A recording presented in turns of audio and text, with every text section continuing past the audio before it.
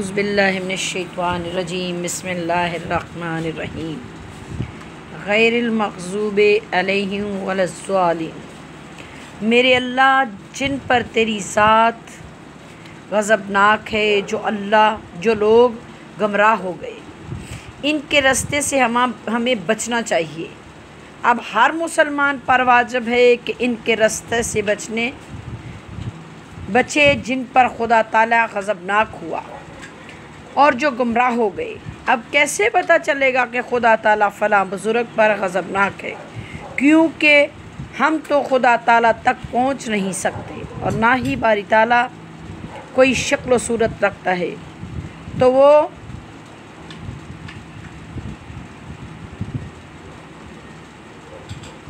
لیسا کمثل الذی شیء کا مقصد ہے ارے نہ ہی خدا ہماری طرح خوش ہوتا ہے اور نہ ہی ہماری طرح غضبناک ہوتا ہے، کیونکہ ہمارے غصے کی حالت میں چہرے کے آثار اور ہوتے ہیں اور خوشی کے وقت کیفیت اور ہوتی ہے، اور تغیر و تبدیل ملا میں تو آ سکتا ہے، خدا کی ذات تو اس سے بلند و بالا اور عرفہ و اعلیٰ ہے۔ لوگوں، جس کی شکل و صورت میں تبدیلی واقع ہو جائے وہ کسی مسجد کا ملا تو ہو سکتا ہے، مگر خدا وحد لا شریک نہیں ہوگا۔ تو بس اللہ تعالیٰ کی رضا و مرضی کے معلوم کرنے کا ایک ہی طریقہ ہے۔ قرآن سنیے۔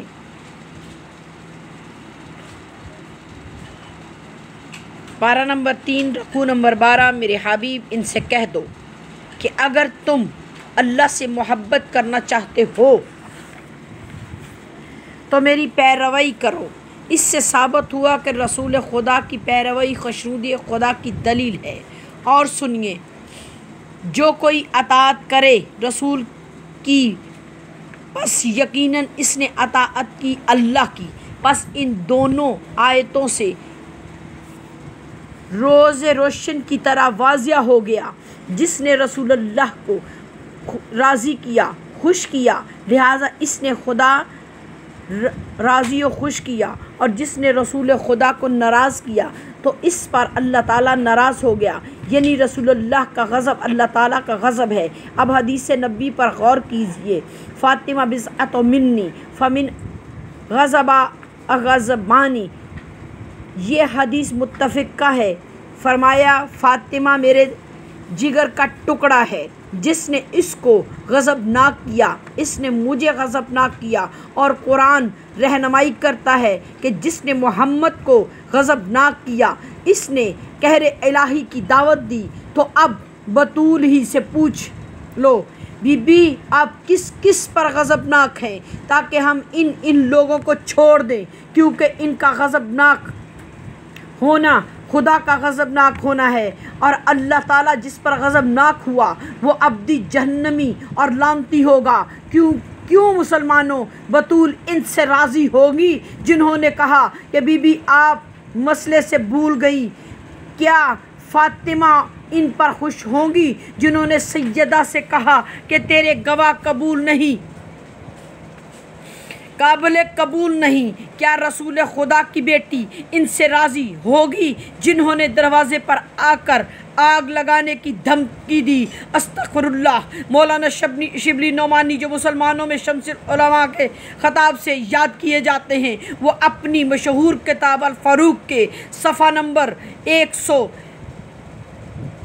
126 پر فخر سے تحریر فرماتے ہیں کہ ابن ابی شیبہ نے مصنف میں علامہ صاحب نے تاریخ کبیر میں روایت نقل کی ہے کہ حضرت عمر نے حضرت فاطمہ کے دروازے پر کھڑے ہو کر کہا، یا بنت رسول اللہ، خدا کی قسم ہم آپ کو سب سے زیادہ محبوب ہیں، تاہم اگر آپ کے یہاں لوگ اس طرح مجمع کرتے رہے تو میں ان لوگوں کی وجہ سے گھر کو آگ لگا دوں گا۔ مولانا شبلی نعمانی آگے فرماتے ہیں، اگر سند کے اعتبار سے اس روایت پر ہم اپنا اعتبار ظاہر نہیں کر سکتے، کیونکہ اس روایت کے اس روایت کا حل ہم کو معلوم نہیں ہو سکا، تاہم دریافت کیا اعتبار سے اس سے انکار کی کوئی وجہ نہیں۔ حضرت عمر کی تند و تیز مزاجی سے یہ حرکت کچھ بعید نہیں ہے۔ ایک مصنف مزاج بخود فیصلہ کر لے گا کیا اس بزرگ پر بطول راضی ہے اور اولاد ان کی سے اور بھائیوں ان کے سے اور پسند کیا ہم نے ان کو ہدایت کی، ہم نے ان کی طرف راہ سیدھی کی۔ اس آیت کریمہ سے پتہ چلا کہ ہر نبی کو صراط مستقیم کی طرف ہدایت کی ہے۔ صراط مستقیم کے اوپر صرف خدا اور رسول ہی ہے، دیگر انبیاء علیہ السلام صراط مستقیم کی طرف ہے۔ قرآن مجید کی ایک اور آیت سنیے، قال ھذا صراط المستقیم، پارہ نمبر 14 رکوع نمبر 3، کہا کہ یہ راہ ہے اوپر میرے سیدھی۔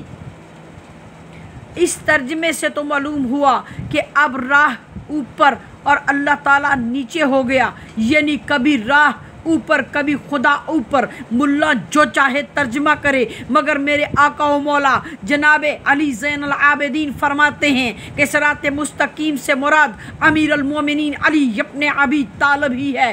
حاشیہ قرآن مجید۔ اللہم صلی علی محمد وآل محمد وعجل فرجہ۔